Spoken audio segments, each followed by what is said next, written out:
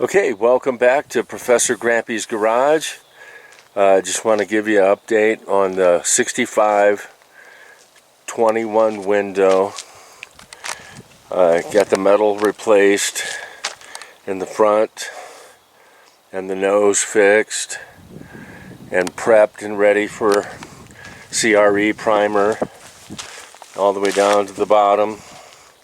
Everything is pretty straight now.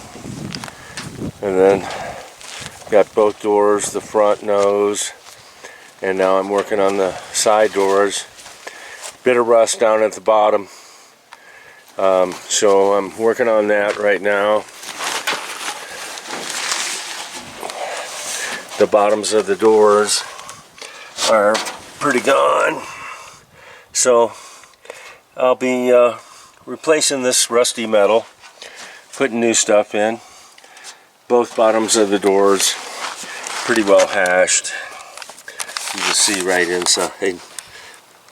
Anyway, that's a quick update and moving right along. We'll talk to you soon.